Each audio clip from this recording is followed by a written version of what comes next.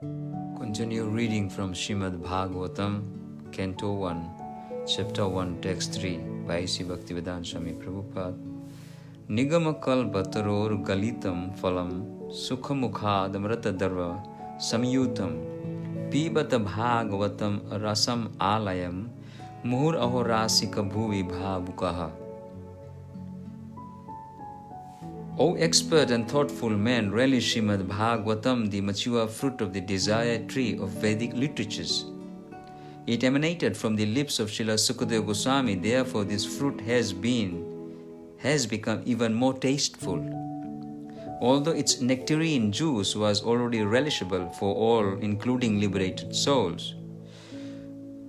Purport. In the two previous slokas, it has been definitely proved that the Srimad Bhagavatam is the sublime literature which surpasses all other Vedic scriptures due to its transcendental qualities. It is transcendental to all mundane activities and mundane knowledge.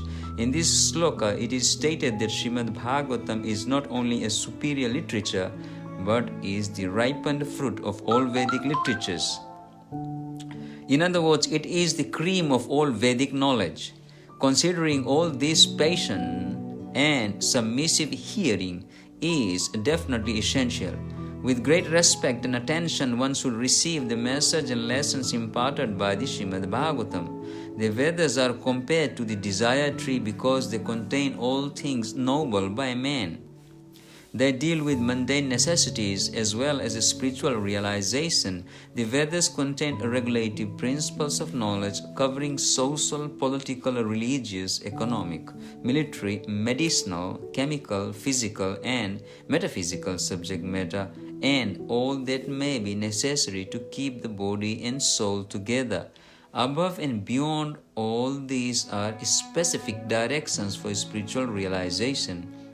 Regulative knowledge involves a gradual raising of the living entity to the spiritual platform, and the highest spiritual realization is knowledge that the personality of Godhead is the reservoir of all spiritual tastes or rasas. Every living entity, beginning from Brahma, the first living being within the material world, down to the insignificant ant, desires to relish some sort of taste derived from sense perceptions. These sensual pleasures are technically called rasas. Such rasas are of different varieties in the revealed scriptures. The following 12 varieties of rasas are enumerated: Raudra, Anga, Adbhuta, Wonder, Sringara, Conjugal Love, Hasya, Comedy, Veera, Chivalry, Daya, Mercy, Dasya, Savitasip, Sakhya, Fraternity, Bhayanaka, Horror, Bibastha, Shock, Santa, Neutrality, Vatsalya, parenthood. The sum total of all these rasas is called affection or love. Affection or love. Primarily, such signs of love are manifested in adorations as service, friendship, parental affection, and conjugal love. And when these five are absent, love is present indirectly in anger, wonder, comedy, chivalry, fear, shock, and so on. For example, when a man is in love with women, the ras is called conjugal love. But when such love affairs are disturbed, there may be wonder, anger, shock, or even horror. Sometimes love affairs between two persons culminate into ghastly murder scenes. Such rasas are displayed between man and between animal and animal. There is no possibility of an exchange of ras between a man and animal or being between a man and any other species of living beings within the material world. The rasas are exchanged between members of the same species, but as far as the spirit souls are concerned, they are one qualitatively with the Supreme Lord. Therefore, the rasas were originally exchanged between the spiritual living being and the spiritual whole, the Supreme Personality of Godhead. The spiritual exchange or ras is fully exhibited in spiritual existence between living beings and the Supreme Lord. The Supreme Personality of Godhead is therefore described in the Shruti mantras, Vedic hymns, as the fountainhead of all rasas. When one associates with the Supreme Lord and exchanges one's constitutional ras with the Lord, then the living being is actually happy. These Shruti mantras indicate that every living being has its constitutional position, which is endowed with particular type of rasa to be exchanged with the personality of Godhead. In the liberated condition only, this primary rasa is experienced in full. In the material existence, the ras is experienced in the perverted form, which is temporary, and thus the rasas of the material world are exhibited in the material form of Raudra, Anga, and so on. Therefore, one who attains full knowledge of these different rasas, which are the basic principles of activities, can understand the false representations of the original rasas, which are reflected in the material world. The learned scholar seeks to realize the real rasa in the spiritual form. In the beginning, he desires to become one with the Supreme. Thus, less intelligent transcendentalists cannot go beyond this conception of becoming one with the spirit whole, without knowledge of the different rasas. In this sloka, it is definitely stated that spiritual rasa, which is relished even in the liberated stage, can be experienced in the literature of the Srimad Bhagavatam, due to its being the ripened fruit of all Vedic knowledge. By submissively hearing this transcendental literature, one can attain the full pleasure of his heart's desire, but one must be very careful to hear the message from the right source. Srimad Bhagavatam is exactly received from the right source. It was brought by Narad Muni from the spiritual world and given to his disciple Srila Vyasadeva. The latter, in turn, delivered the message to his son Srila Sukadeva Goswami, and Srila Sukadeva Goswami delivered the message to Maharaj Parikshit just 7 days before the king's death. Srila Sukadeva Goswami was a liberated soul from his very birth. He was liberated in the womb of his mother, and he did not undergo any sort of spiritual training after his birth. At birth, no one is qualified neither in the mundane nor in the spiritual sense.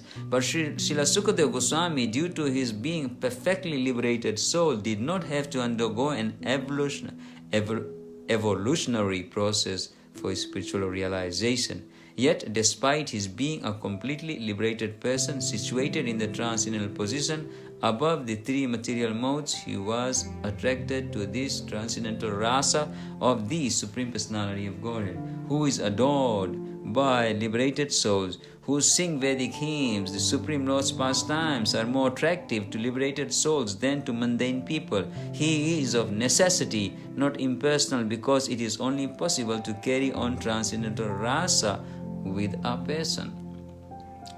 In the Srimad Bhagavatam, the transcendental pastimes of the Lord are narrated, and the narration is systematically depicted by Srila Sukadeva Goswami. Thus, the subject matter is appealing to all classes of persons, including those who seek liberation and those who seek to become one with the Supreme Whole. In Sanskrit, the parrot is also known as Sukha. When a ripened fruit is cut by the red beak of such birds, its sweet flavor enhances the Vedic literature, which is mature and ripe in knowledge, is spoken through the lips of Srila Sukadeva Goswami, who is compared to the parrot not for his ability to recite the Bhagavatam exactly as he had it from his learned father, but for his ability to present the work in a manner that would appeal to all classes of men. The subject matter is so presented through the lips of Srila Sukadeva Goswami that any sincere listener that hears submissively can at once relish transcendental taste, which are distinct from the perverted tastes of the material world. The ripened fruit is not dropped of a sudden from the highest planet of Krishna Loka. Rather, it has come down carefully through the chain of disciplic succession. Without change or disturbance, foolish people who are not in the transcendental disciplic succession commit great blunders by trying to understand the highest transcendental ras, known as the rasa dance, without following the footsteps of Srila Sukadeva Goswami, who presents this fruit very carefully by stages of transcendental realization. One should be intelligent to know the position of Srimad Bhagavatam by considering personalities like Srila Sukadeva Goswami, who deals with the subject very carefully. This process of disciplic succession of the Bhagavatam schools suggests that the future also Srimad Bhagavatam, in the future also Srimad Bhagavatam has to be understood from a person who is factually a representative of Srila Sukadeva Goswami, a professional man who makes a business out of reciting the Bhagavatam illegally is certainly not a representative of Sukadeva Goswami. Such a man's business is only to earn his livelihood, therefore one should refrain from hearing the lectures of such professional men. Such men usually go to the most confidential part of the literature without undergoing the gradual process of understanding this grave subject. They usually plunge into the subject matter of the ras dance, which is understood by the foolish class of men. Some of them take this to be immortal, while others try to cover it up by their own stupid interpretations. They have no desire to follow in the footsteps of Srila Sukadeva Goswami. One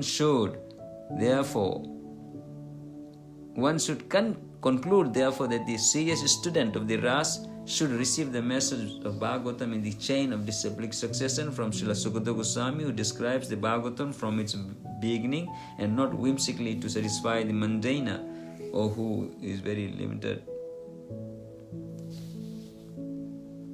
knowledge. Very limited knowledge, science. Hare Krishna.